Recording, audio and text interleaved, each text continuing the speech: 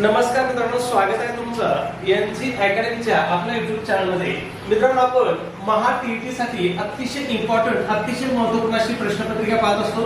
आजचा आपला विषय आहे बालमानसशास्त्र व अध्यापनशास्त्र आणि याच्यामध्ये आपण महत्त्वाचे जे काही मानसशास्त्र व त्यांचे जे काही सिद्धांत आहेत याच्यावरती आपल्याला परीक्षेमध्ये पुन्हा पुन्हा विचारलेले जे काही प्रश्न आहेत ते प्रश्न आपण या ठिकाणी आज काय करणार आहोत, पाहणार आहोत। कारण हे प्रश्न काय आहेत, परीक्षेच्या दृष्टीने अतिशय इम्पॉर्टंट आहे किंवा अतिशय महत्त्वपूर्ण आहे। ठीक आहे, मग या ठिकाणी बघा, पहिला प्रश्न काय आपला, व्यक्ती महत्त्वाची व्याख्या, व्यक्तीच्या सामाजिक परिस्थिती वर्तनाची समग्रता म्हणजे व्यक्तिमत्व ही अशी कोणी केली। आता इथे आपल्याला काय केलंय, एक व्यक्ती महत्त्वाची व्याख्या दिली आणि ती व्याख्या कोणाची आहे असं आपल्याला विचारलेलं आहे। मग ही व्याख्या कोणाची आहे, तर नॉर्मल यल मून यांची ही व्याख्या आहे। याच्यामध्ये त्यांनी कशाला महत्त्व दिले पहा, तर यांनी काय केलंय, व्यक्तीच्या सामाजिक वर्तनावर भर दिलेला आहे। ठीक आहे, लक्षात ठेवायचं, व्यक्ती महत्त्वाच्या व्याख्येमध्ये नॉर्मन यल मून यांनी कशावरती भर दिला आहे, तर व्यक्तीच्या सामाजिक वर्तनावरती भर दिलेला आहे। ही व्याख्या पाठ करत बसायचं नाही एवढी सगळी, मग काय होतं, गोंधळ होतं। फक्त कोणी कशावर भर दिला आहे हे पाठ करायचं। मग मून यांनी कशावरती भर दिला, तर मून यांनी काय केलंय, सामाजिक वर्तनावरती भर दिला आहे।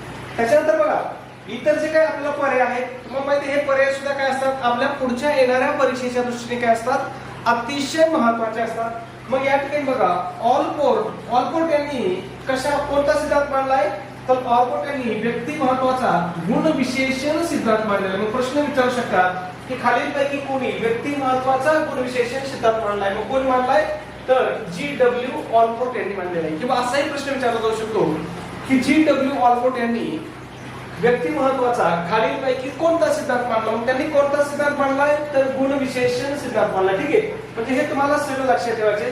त्याच्यानंतर हे जे टिंबल आहे, पर्याय क्रमांक 4, हे टिंबल कशासाठी प्रसिद्ध आहे, तर हे अध्ययनातील सवयींच्या अभ्यासासाठी ओळखले जातात। ठीक आहे, म्हणजे अध्ययनामधील ज्या काही सवय आहे त्याचा अभ्यास कोणी केलेला आहे, तर त्यांचा अभ्यास G.A. टिंबल यांनी केलेला आहे। म्हणजे अशा प्रकारे तुम्हाला काय करायचं बाबा, की पुढचे जे काही पर्याय आहेत, बाकीचे जे काही पर्याय आहेत त्याच्यावरती आपल्याला पुढच्या परीक्षेमध्ये प्रश्न विचारला जाऊ शकतो, म्हणून तुम्हाला त्यांचा सुद्धा काय करायचं आहे, त्या ठिकाणी अभ्यास करायचा आहे। ठीक आहे, पुढे जाऊया, प्रश्न क्रमांक 2 पहा, विचार प्रक्रिया म्हणजे मागील अनुभवांच्या विविध भागांची जुळवाजुळव करण्याची प्रक्रिया होईल, हे मत कोणाचे आहे। मग ही विचार प्रक्रियेची व्याख्या आहे आणि ही व्याख्या कोणाची आहे, तर ही J.S. रॉसची व्याख्या, कोणाची व्याख्या आहे, रॉसची व्याख्या आहे। मग रॉस याच्या मते विचार ही काय आहे, एक मानसिक प्रक्रिया असून ती कशावरती अवलंबून आहे, तर ती पूर्व अनुभवावरती आधारित आहे। प्रश्न विचारू शकतात की कोणाच्या मते विचार ही एक मानसिक प्रक्रिया आहे आणि ती पूर्व अनुभवावर आधारित आहे, तर कोणाच्या मते, रॉसच्या मते। ठीक आहे, कोणाच्या मते, रॉसच्या मते। ठीक आहे, इतर पर्याय बघा, इथे स्टर्न आहे, या स्टर्न वरती आपल्याला प्रश्न विचारला जातो, कारण विल्यम स्टर्न यांनी काय केलेलं आहे, बुद्ध्यांक त्यालाच आपण काय म्हणतो, IQ म्हणतो, ही संकल्पना सर्वप्रथम मांडलेली आहे।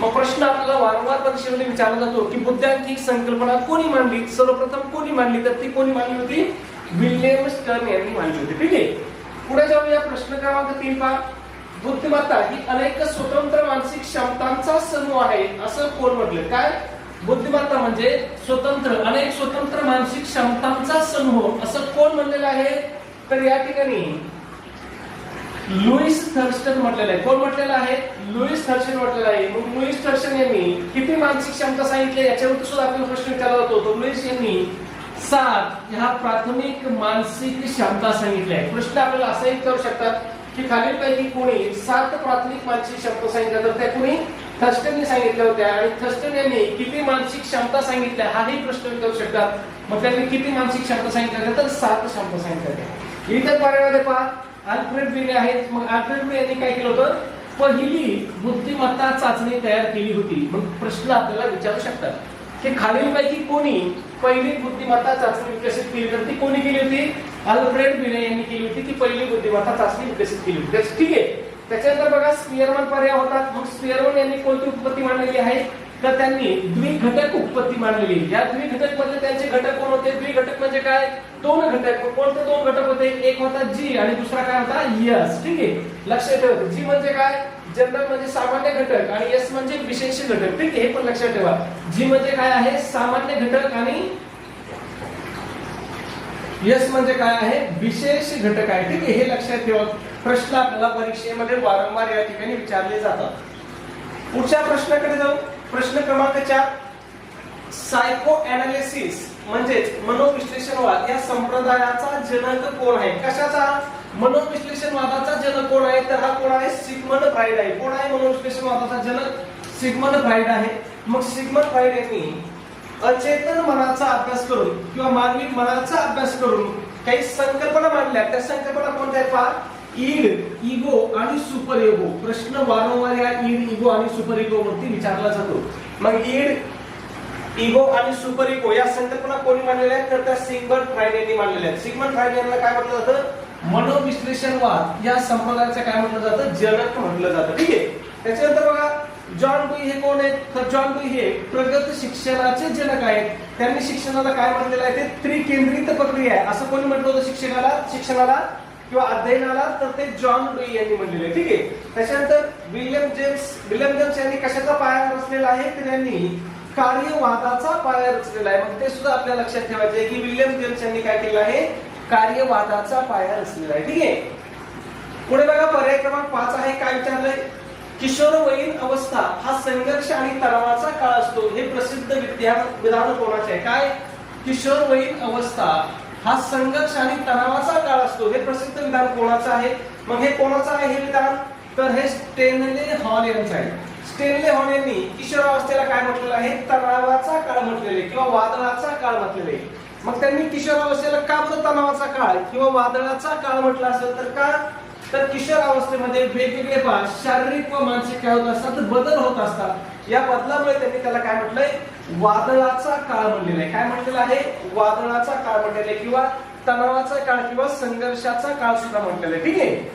त्याच्यानंतर बघा हे जे मॅकडोगल आहे, मॅकडोगल यांनी काय केलंय? मानवी मूल प्रवृत्ती सिद्धांत मांडलेला आहे. प्रश्न आपल्याला विचारू शकतात की मानवी मूल प्रवृत्ती सिद्धांत खालीलपैकी कोणी मांडला? मग तो कोणी मांडलेला आहे? मॅकडोगल यांनी मांडलेला आहे. ठीक आहे. म्हणजे हे काही महत्त्वाचे प्रश्न आहेत की जे आपल्याला परीक्षेमध्ये काय होत आहेत?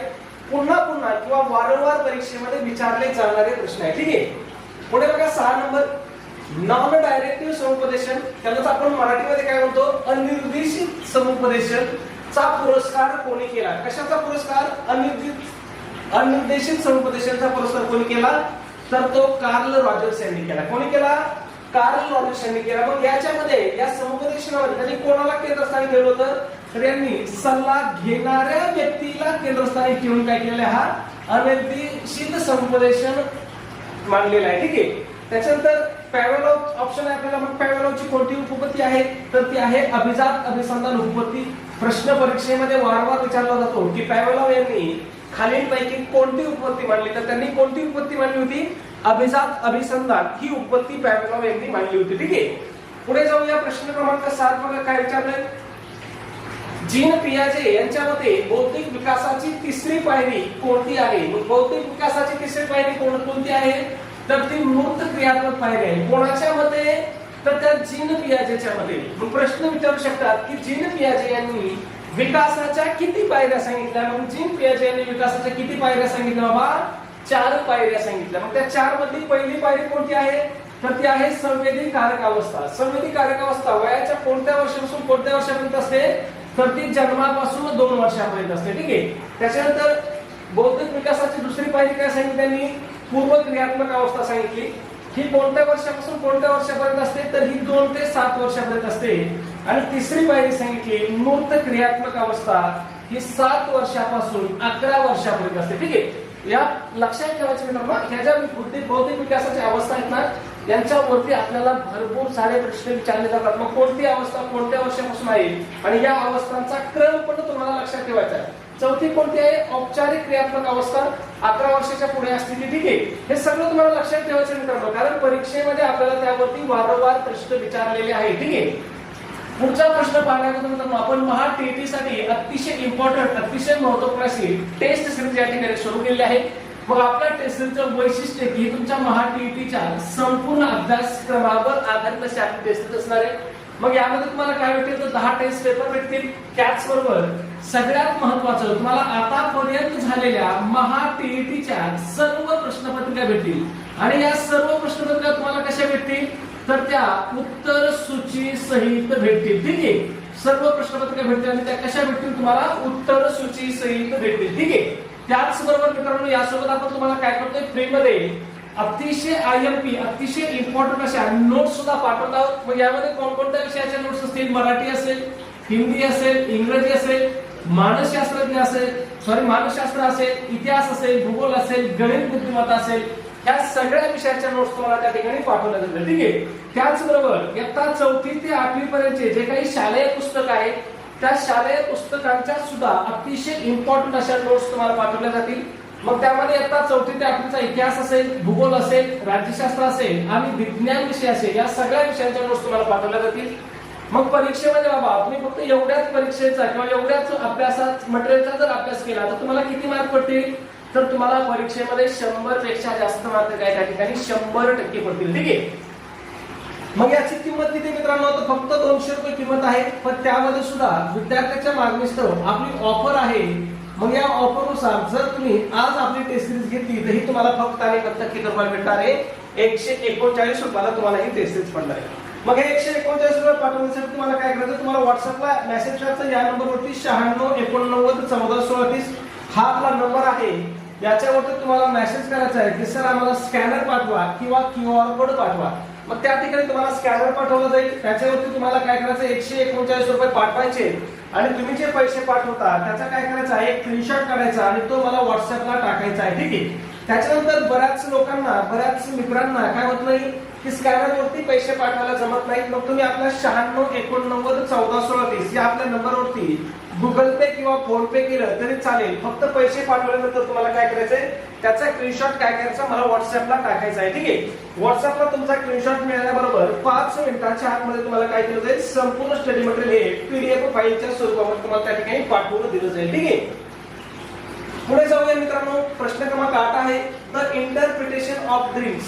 हा ग्रंथ कोणाचा आहे? मग द इंटरप्रिटेशन ऑफ ड्रीम्स हा ग्रंथ कोणाचा आहे? तर हा सिगमंड फ्राइड यांचा ग्रंथ आहे. ठीक आहे. यामध्ये त्यांनी काय केलेलं आहे या ग्रंथामध्ये? तर स्वप्नांचा अचेतन मनाशी असलेला संबंध स्पष्ट केला आहे. मग आपल्याला प्रश्न असा सुद्धा विचारू शकतात की स्वप्नांचा अचेतन मनाशी असलेला संबंध कोणी स्पष्ट केला आहे? कोणी स्पष्ट केला आहे? सिगमंड फ्राइड यांनी. कशामध्ये केलाय हा स्पष्ट? तर इंटरप्रिटेशन ऑफ ड्रीम्स हे जे त्यांचं पुस्तक आहे याच्यामध्ये केलेलं आहे. ठीक आहे. त्याच्यानंतर बघा इथे एक सगळ्यात महत्त्वाचा पर्याय आपल्याला तो म्हणजे हा थॉर्नडाईकचा. मग प्रश्न विचारला जातो की खालीलपैकी कोणी प्रयत्न प्रमाण ही उपपत्ती मांडली आहे? मग प्रयत्न प्रमाण उपपत्ती कोणाची आहे? थॉर्नडाईकची आहे. त्याच्यानंतर असं सुद्धा विचारलं जातं की अध्ययनाचे नियम कोणी मांडले आहेत? मग अध्ययनाचे नियम कोणी मांडले आहेत? थॉर्नडाईकने. किती नियम सांगितले त्यांनी या प्रयत्न प्रमाण उपपत्तीमध्ये? 3 नियम सांगितले. पहिला नियम काय आहे? तयारीचा आहे. दुसरा कशाचा आहे? सरावाचा आहे. आणि तिसरा काय आहे? परिणामाचा आहे. हे तिन्ही नियम तुम्हाला तोंडपाठ ठेवायचे आहेत. पहिला काय आहे? तयारीचा नियम, दुसरा सरावाचा नियम आणि तिसरा परिणामाचा नियम आहे. कोणी मांडले आहेत हे नियम? तर हे थॉर्नडाईकने मांडलेले आहेत. लक्षात ठेवा मित्रांनो, खूप महत्त्वाचे आहे. ठीक आहे. पुढे जाऊया. प्रश्न क्रमांक 10 बुद्ध्यांक ही संकल्पना सर्वप्रथम कोणी मांडली? कोणती संकल्पना विचारली आपल्याला? बुद्ध्यांक. त्यालाच आपण काय म्हणतो? इंटेलिजन्स क्विटेन्स म्हणजे IQ म्हणतो. यालाच काय म्हणतो आपण? IQ म्हणतो. IQ ही संकल्पना सर्वप्रथम कोणी मांडलेली आहे? विल्यम स्टर्न यांनी मांडलेली. कधी मांडली होती त्यांनी? 1912 मध्ये मांडली होती. आणि आता याच्यामध्ये लक्षात ठेवायचं तुम्हाला, टर्मन यांनी काय केलेलं आहे? बुद्धी गुणांकाचं सूत्र मांडलेलं आहे. मग त्याचं सूत्र काय होतं? मानसिक वय भागिले शारीरिक वय गुणिले 100 हे त्यांनी काय केलेलं? मांडलेलं सूत्र आहे. ठीक आहे. त्याच्यानंतर प्रश्न विचारला जातो की प्रौढांसाठी बुद्धिमत्ता चाचण्या कोणी विकसित केल्या? मग ह्या कोणी विकसित केल्या होत्या? वेक्सलरने केले होते. पहा इथं पर्याय क्रमांक 4 आपल्याला वेक्सलर दिलेला आहे. पुढचा प्रश्न आपला कदाचित त्याच्यावरती विचारला जाऊ शकतो. ठीक आहे. पुढे पहा 10 नंबर. थॉर्नडाईक यांनी बुद्धिमत्ता मोजण्यासाठी कोणती चाचणी विकसित केली? मग त्यांनी कोणती चाचणी विकसित केली होती बुद्धिमत्ता मोजण्यासाठी? तर CAVD. प्रश्न असाही विचारला जाऊ शकतो की CAVD चाचणी कोणी विकसित केली? तरी कोणी विकसित केली होती? थॉर्नडाईक यांनी. त्याच्यानंतर पुढचा प्रश्न असा विचारला जाऊ शकतो की थॉर्नडाईक यांनी CAVD चाचणी कशासाठी विकसित केली? म्हणजे कशासाठी विकसित केली होती? तर ही बुद्धिमत्ता मोजण्यासाठी त्यांनी विकसित केली होती. ठीक आहे. पुढे जाऊया 11 नंबर. अभिजात अभिसंधान उपपत्ती कोणी मांडली? आता काय विचारले आपल्याला या ठिकाणी की अभिजात अभिसंधान ही जी उपपत्ती आहे ही कोणी मांडलेली आहे? तर ही पावलोवनी मांडलेली उपपत्ती आहे. मग पावलोव हा काय होता? तर हा रशियन शास्त्रज्ञ होता. आणि कशावरती प्रयोग केला होता? तर कुत्र्यावरती प्रयोग केला होता आणि त्या ठिकाणी त्यांनी काय केलं होतं, नैसर्गिक व कृत्रिम उद्दीपकातील संबंध स्पष्ट केला होता. ठीक आहे. त्याच्यानंतर हा जो कोहलर आहे पर्याय क्रमांक 4, या कोहलरने कोणती उपपत्ती मांडली याच्यावरती आपल्याला प्रश्न विचारला जातो. त्यांनी कोणती उपपत्ती मांडली होती, तर मर्मदृष्टी उपपत्ती मांडलेली आहे किंवा मर्मदृष्टी अध्ययनावरती काय केलं आहे, कोहलर, कोपका आणि वर्टमायर यांनी भर दिलेला आहे. ठीक आहे. पुढे जाऊया 12 नंबर, साधक अभिसंधानचे प्रणेते कोण आहेत. कशाचे प्रणेते, साधक अभिसंधान. मग साधक अभिसंधान ही उपपत्ती कोणाची मित्रांनो, साधक अभिसंधान ही उपपत्ती कोणाची आहे, तर ती स्किनरची आहे. B.F. स्किनरने काय केली होती, साधक अभिसंधान ही उपपत्ती मांडली होती. त्यामध्ये त्यांनी काय केलं होतं, तर त्याने एक स्किनर बॉक्स तयार केला होता आणि त्या बॉक्स मध्ये त्यांनी कशावरती प्रयोग केला होता, उंदरावरती आणि कबुतरावरती प्रयोग केला होता. ठीक आहे. त्याच्यानंतर प्रश्न विचारला जातो की पावलाव यांनी कोणती उपपत्ती मांडली. मागचा प्रश्न होता आपल्याला, त्यांची उपपत्ती कोणती होती, तर ती अभिजात अभिसंधान उपपत्ती होती. आणि या अभिजात अभिसंधान उपपत्तीमध्ये त्यांनी कोणत्या प्राण्यावरती प्रयोग केला होता, तर त्यांनी कुत्र्यावर प्रयोग केला होता. या ठिकाणी त्यांनी काय, घंटा आणि अन्नाचा संबंध जोडला होता. म्हणजे अन्न हे काय होतं, नैसर्गिक उद्दीपक होतं आणि घंटा ही काय होती, कृत्रिम उद्दीपक होतं. ठीक आहे. त्याच्यानंतर एडवर्ड थॉर्नडाईक यांनी कोणती उपपत्ती मांडली याच्यावरती प्रश्न विचारला जातो. मग त्यांची उपपत्ती काय होती, प्रयत्न प्रमाद उपपत्ती होती. त्यांनी कशावरती प्रयोग केला होता, तर त्यांनी भुकेलेल्या मांजरावरती प्रयोग केला होता. ठीक आहे. त्याच्यानंतर कोहलरनी कोणती उपपत्ती मांडली होती, तर त्याची मर्मदृष्टी उपपत्ती होती. तिलाच अंतर्दृष्टी अध्ययन सुद्धा म्हटलं जातं. मग या कोहलरनी कशावरती प्रयोग केला होता हा एक प्रश्न विचारला जातो. तर त्याने सुलतान नावाच्या चिंपांझीवरती प्रयोग करून काय केलं होतं, मर्मदृष्टी ही उपपत्ती मांडलेली आहे. ठीक आहे. पुढे जाऊया 13 नंबर, अध्ययनाचा प्रयत्न प्रमाण हा सिद्धांत कोणी मांडला. म्हणजे प्रयत्न प्रमाण ही उपपत्ती कोणी मांडलेली आहे, तर ही कोणाची उपपत्ती आहे, थॉर्नडाईकची उपपत्ती आहे. त्यामध्ये त्याने कशावरती प्रयोग केला होता, तर मांजरावरती प्रयोग केला होता. आणि मांजरावरती प्रयोग करून त्यांनी काय सांगितलं की शिकण्याच्या प्रक्रियेतील चुकांचे जे काही महत्व आणि परिणाम आहेत याचे त्यांनी नियम सांगितले होते. ठीक आहे, किंवा महत्व सांगितलं होतं. पुढे पाहते 14 नंबर, सुलतान नावाच्या चिंपांझीवर प्रयोग करून अंतर्दृष्टी अध्ययन कोणी केले. मी तुम्हाला आता सांगितलं होतं वरच्या प्रश्नामध्ये की सुलतान नावाच्या चिंपांझीवरती कोणी प्रयोग केला होता, तर तो कोहलरनी प्रयोग केला होता. कोहलरनी कोणती उपपत्ती मांडली होती, तर त्यांनी मर्मदृष्टी उपपत्ती मांडली होती. मर्मदृष्टी उपपत्तीलाच काय म्हणतात, अंतर्दृष्टी अध्ययन उपपत्ती सुद्धा म्हणतात. ठीक आहे, हे लक्षात ठेवा. त्यालाच अजून समष्टी सुद्धा म्हणतात. ठीक आहे, मर्मदृष्टीलाच काय म्हणतात, समष्टी सुद्धा म्हणतात. त्याच्यानंतर पर्याय आपल्याला बघा, वॉटसन. हा वॉटसनला काय म्हणलं जातं, वर्तनवादाचे जनक किंवा वर्तनवादाचे समर्थक असं वॉटसनला म्हणलं जातं. ते पण लक्षात ठेवा, कारण या वॉटसन वरती सुद्धा आपल्याला भरपूर सारे प्रश्न परीक्षेमध्ये विचारले जातात. ठीक आहे. पुढे पहा 15 नंबर, मानसशास्त्र मध्ये मानवी वर्तनाचा अभ्यास अशी व्याख्या कोणी केली. पुन्हा बघा, लगेच वरती सांगितलं, लगेच प्रश्न आहे. मग मानसशास्त्र म्हणजे मानवी वर्तनाचा अभ्यास अशी व्याख्या कोणी केली होती, वॉटसनने केली होती. ठीक आहे. पुढे जाऊया 16 नंबर, सामाजिक अध्ययन उपपत्तीचे जनक कोण आहेत. मग सामाजिक अध्ययन उपपत्ती कोणाची आहे, तर ही अल्बर्ट बांदुरा यांची उपपत्ती आहे. याच्याद्वारे त्यांनी कोणता प्रयोग केला होता, तर बोगोडॉल हा प्रयोग केला होता. आणि या प्रयोगाद्वारे त्यांनी अनुकरण आणि निरीक्षणातून होणारे शिक्षण स्पष्ट केलेलं आहे. ठीक आहे, कोणत्या उपपत्तीमधून, सामाजिक अध्ययन या उपपत्तीमधून. ठीक आहे. त्याच्यानंतर ब्रुनर यांनी काय केलेलं आहे, बोधात्मक विकासाच्या 3 अवस्था सांगितल्या आहेत. प्रश्न आपल्याला विचारला जातो की बोधात्मक विकासाच्या 3 अवस्था कोणी सांगितल्या. मग त्या कोणी सांगितल्या होत्या, तर ब्रुनर यांनी सांगितल्या होत्या. ठीक आहे. पुढचा प्रश्न 17 नंबर, सामाजिक सांस्कृतिक विकास कोणी मांडला.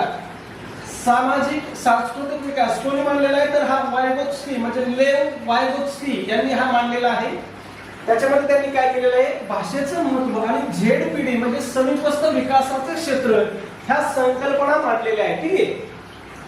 पुढे जाऊया 18 नंबर, संज्ञात्मक विकासाच्या 4 अवस्था कोणत्या मानसशास्त्रज्ञांनी मांडल्या आहेत. म्हणजे ह्या कोणी मांडल्या होत्या, प्रश्न आपण आधी पाहिलेला आहे. कोणी मांडल्या होत्या, संज्ञात्मक विकास म्हणजे काय, बौद्धिक विकास. बौद्धिक विकासाच्या 4 अवस्था कोणी मांडल्या होत्या, जीएम पियाजे यांनी मांडल्या होत्या. ठीक आहे. आणि यांनी काय केलं, त्याच्यामध्ये बालकांच्या विचाराची प्रगती कशी होते हे सांगण्यासाठी यांनी काय केलेलं होतं, हे महत्त्वाचा सिद्धांत किंवा या 4 अवस्था सांगितलेल्या. ठीक आहे.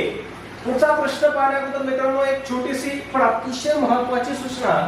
आपण महा टीईटी 2026 साठी अतिशय इम्पॉर्टंट, अतिशय महत्त्वपूर्ण असा रेकॉर्डेड कोर्स या ठिकाणी सुरू केलेला आहे. आपल्या कोर्समध्ये तुम्हाला कोणते विषय शिकवले जातील, तर या ठिकाणी तुम्हाला बाल मानसशास्त्र व अध्यापनशास्त्र आणि मराठी व्याकरण हे 2 विषय महा टीईटी परीक्षेमधले सगळ्यात महत्त्वाचे 2 विषय तुम्हाला या ठिकाणी काय केले जातील, शिकवले जातील. मग याचं स्वरूप कसं असेल बाबा, या कोर्समध्ये तुम्हाला काय काय भेटेल, तर या 2 विषयाचे तुम्हाला प्रकरणानुसार लेक्चर भेटतील, त्याचबरोबर प्रकरणानुसार काय भेटतील, स्पेशल नोट्स भेटतील आणि प्रत्येक प्रकरणानुसार तुम्हाला त्या ठिकाणी काय होईल, ऑनलाईन टेस्ट सुद्धा तुम्हाला त्या ठिकाणी सोडवायला भेटेल मित्रांनो. ठीक आहे. मग हे 2 विषय आपल्या टीईटी परीक्षेला किती मार्काला आहेत, तर तुमचा पेपर 1 असो किंवा पेपर 2 असो, दोन्ही पेपरसाठी हे किती मार्काला विषय आहेत, तर दोन्ही पेपरसाठी हे 60 मार्काला विषय आहेत. हे विषय कसे आहेत, अनिवार्य आहेत, म्हणजे प्रत्येकाला हे 2 विषय परीक्षेमध्ये आहेतच. तुमचा पेपर 1 असो किंवा पेपर 2 असो, दोन्ही पेपरसाठी काय आहे, हे 2 विषय काय आहेत मित्रांनो, कंपल्सरी आहेत, प्रत्येकाला आहे. ठीक आहे. किती मार्काला किंवा 60 मार्काला आहे. मग जर तुम्ही आपला कोर्स जॉईन केला तर तुम्ही 60 पैकी या ठिकाणी 50 पेक्षा जास्त मार्क काय होणार, 100% घेणार, म्हणजे 50 पेक्षा जास्त मार्काची आपण काय करतोय, गॅरंटी या ठिकाणी देत आहोत. ठीक आहे. मग आपल्या कोर्सची किंमत किती मित्रांनो, 1000 रुपये किंमत आहे, पण त्याच्यामध्ये सध्या आपली स्पेशल ऑफर चालू आहे.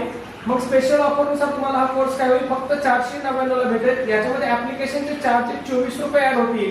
असं तुम्हाला ऍप्लिकेशन मध्ये किती रुपये पेमेंट करायचं आहे, तर 523 रुपये पेमेंट करायचं आहे. किती करायचं आहे, 523. मग ऍप्लिकेशनचं नाव काय आहे, तर एनजी क्लासेस नावाने आपलं ऍप्लिकेशन आहे. प्ले स्टोरला भेटेल किंवा व्हिडिओच्या डिस्क्रिप्शन मध्ये मी लिंक देतो, किंवा तुम्ही व्हॉट्सअपला जर मला मेसेज केला या नंबरवरती की सर आम्हाला ऍप्लिकेशनची लिंक पाठवा, तर तुम्हाला त्या ठिकाणी काय केलं जाईल, व्हॉट्सअपवरती ऍप्लिकेशनची लिंक सुद्धा तुम्हाला त्या ठिकाणी पाठवून दिली जाईल. ठीक आहे. मग तुम्ही ऍप्लिकेशन मध्ये 523 रुपये पेमेंट करा, किंवा ज्यांना ऍप्लिकेशन मध्ये पेमेंट करता येत नाही त्यांनी आपल्या या नंबरवरती 499 रुपये जरी पेमेंट केलं तरी त्यांना आपण काय करतो, कोर्सला जॉईन करतो. ठीक आहे. फक्त तुम्हाला काय करायचं, पेमेंट केल्यावरती मला त्याचा स्क्रीनशॉट पाठवायचा आहे, मी लगेच तुम्हाला काय करेल, आपल्या कोर्सला जॉईन करून घेईल. ठीक आहे. पुढे जाऊया. प्रश्न क्रमांक 19, वर्तनवाद या प्रणालीची मुहूर्तमेढ कोणी रंगली. मग वर्तनवादाचा जनक कोणाला म्हणतात, वर्तनवाद शब्द आला की तुम्हाला लगेच जॉन वॉटसन आठवायचा आहे. मग जॉन वॉटसन यांनी काय केलं होतं, सर्वप्रथम 1913 मध्ये काय केली होती, वर्तनवादाची घोषणा केली होती. आणि मानवी वर्तनाचा अभ्यास करणारं शास्त्र ते मानसशास्त्र, अशी व्याख्या त्यांनी काय केली होती, मानसशास्त्राची व्याख्या केलेली आहे. म्हणून तुम्हाला एक लक्षात ठेवायचंय, वर्तन हा शब्द आला की वर्तनच्या पुढे तुमच्या डोक्यामध्ये पहिला कोण आला पाहिजे, वॉटसन आला पाहिजे. ठीक आहे. वॉटसन आला पाहिजे. वर्तन म्हटलं की वॉटसन, आत्मा म्हटलं की कोण, आत्मा म्हटलं की अरिस्टॉटल. ठीक आहे. म्हणजे ह्या काही संकल्पना आहेत, ह्या तुम्हाला पाठच ठेवायच्या आहेत. ह्या अरिस्टॉटललाच काय म्हटलं जातं, तर मानसशास्त्राचा जनक सुद्धा काय म्हटलं जातं, अरिस्टॉटलला म्हटलं जातं. आणि वर्तनवादी मानसशास्त्राचा जनक कोण, तर हे कोणाला म्हटलं जातं, वॉटसनला म्हटलं जातं. मग दोघांमधला फरक लक्षात ठेवायचा आहे. ठीक आहे. पुढे जाऊया. 21 नंबर, मानवतावादी मानसशास्त्राचा पाया कोणी घातला. मग हा पाया कोणी घातलेला आहे, तर कार्ल रॉजर्स आणि अब्राहम मॉस्लो. मग आपलं उत्तर येईल, वरील पैकी दोघांनी सुद्धा काय केलेलं आहे, मानवतावादी मानसशास्त्राचा पाया घातलेला आहे.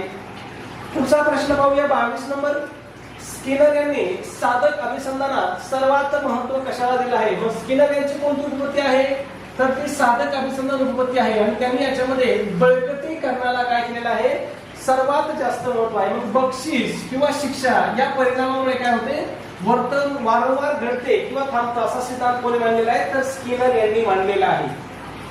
पुढे प्रश्न आहे आपला 23 नंबर, समीपस्थ विकासाचे क्षेत्र ही संकल्पना कोणी मांडली. मग समीपस्थ विकासाचे क्षेत्र ही संकल्पना कोणी मांडलेली आहे, तर ही वायगोत्स्की यांनी मांडलेली संकल्पना आहे. मग याच्यामध्ये काय, तर मुलाला स्वतः येणारे काम आणि मदतीशिवाय न येणारे काम यातील फरक म्हणजे काय होईल, झेडपीडी म्हणजेच काय, समीपस्थ विकासाचे क्षेत्र. ठीक आहे. पुढे बघा 24 नंबर, बुद्धी गुणांक किंवा ऐकू काढण्याचं सूत्र कोणी लिहिलं. भरपूर वेळेस या ऐकूच्या सूत्रावरती किंवा बुद्धी गुणांकाच्या सूत्रावरती आपल्याला प्रश्न विचारले जातात. मग हे बुद्धी गुणांकाचं सूत्र कोणाचं आहे, तर हे लुईस टर्मनचं आहे. कोणाचं आहे हे सूत्र, लुईस टर्मनचं आहे. मग त्याने सूत्र काय मांडलेलं आहे मित्रांनो या ठिकाणी, तर मानसिक वय भागिले शारीरिक वय गुणिले 100 हे त्याचं सूत्र आहे. हे सूत्र तुम्हाला लक्षात ठेवायचे. काय, बुद्धी गुणांक म्हणजेच IQ बरोबर मानसिक वय भागिले शारीरिक वय गुणिले 100. कोणाचं सूत्र आहे हे, तर हे लुईस टर्मननी मांडलेलं आहे. कशाचं आहे हे सूत्र? तर हे बुद्धी गुणांकाचं सूत्र आहे. ठीक आहे, वारंवार आपल्याला परीक्षेमध्ये हे सूत्र विचारलं जातं. पुढचा प्रश्न 25 नंबर, शाईच्या डागांची चाचणी कोणी विकसित केली? कशाची चाचणी विचारलंय? शाईच्या डागाची चाचणी. मग शाईच्या डागाची चाचणी कोणी विकसित केलेली आहे?